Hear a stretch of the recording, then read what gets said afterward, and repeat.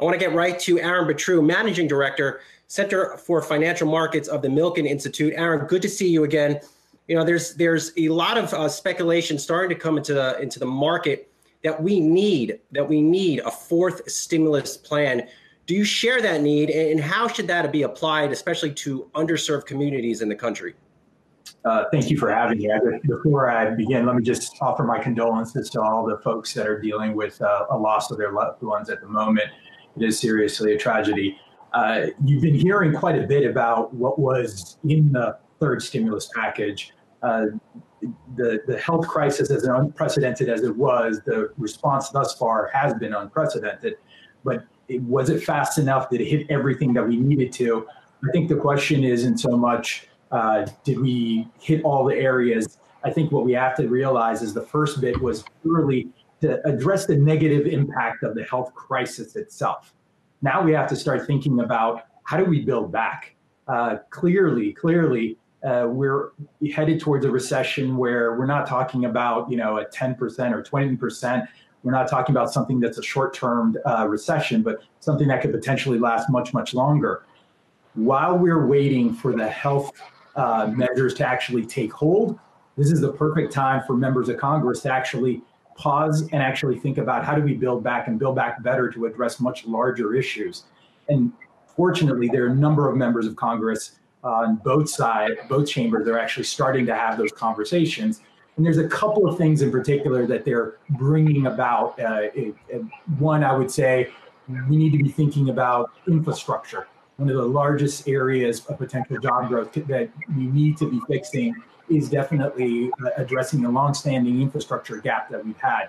But we need to take the lessons learned of the past. When we were talking post-2008-9, it was all about shovel-ready projects, and we found out there weren't that many. I think what we're going to see more folks saying is we actually need to put the shovels in the ground to create it. And I'm talking about pre-development funds in particular that would actually help the states to identify resilient infrastructure that's going to address with a lot of these things. We're going to end up seeing strategic industries needing to be prioritized.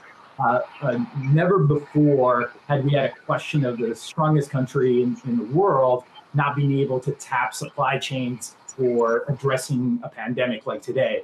You're going to see corporations asking themselves, how do they harden their supply chains? And we're going to see repatriation coming back. And where are the areas where a stimulus package should provide that? Fortunately, in the 2018 Tax Cut and Jobs Act, there was a measure around opportunity zones, which provided unrealized capital gains to be made into low-income neighborhoods. Principal area was in the real estate area. We didn't see enough of it in the job creating operating company side of it. We didn't even see too much on the corporations getting involved. I think that's going to change. And I think you're going to find pharmaceutical companies, medical device companies taking advantage of those type of provisions. And they should be thinking about repatriating supply chains in a serious way. And I would say probably the third and one of the most important areas is addressing the longstanding wealth inequality in this country. And I think we're going to see a number of measures that this government has had on design, specifically around the Minority Business Development Agency, bringing a little bit more diversity in terms of who's participating in the supply chain and the recovery going forward. Aron, what are your thoughts on how the government should be handling the lowest denominator right now? Those folks who perhaps are on fixed income, right? So they're living off their Social Security. How do we reach those people and help them through this pandemic in a meaningful way, other than perhaps, that we were seeing these checks are going to start going out to folks in the next couple of weeks. But in addition and above and beyond that, what should the government be doing? Well, let's be honest here. I think whatever we do on the economic front pales in comparison to what we need to do on the health front. Clearly, that is the number one thing, and we need to make sure that parts of the first and second stimulus actually are resulting in a rapid medical response. However, this is not like something that was done in the past where we could do things in sequential order. We need to walk and chew gum at the same time and make sure that we are planning on the economic front. And to your point, those that are kind of at the bottom of the pyramid in this country, we have to remember, prior to this crisis, the average household could not withstand a $400 economic shock and the average small business had like 3 weeks of cash on hand.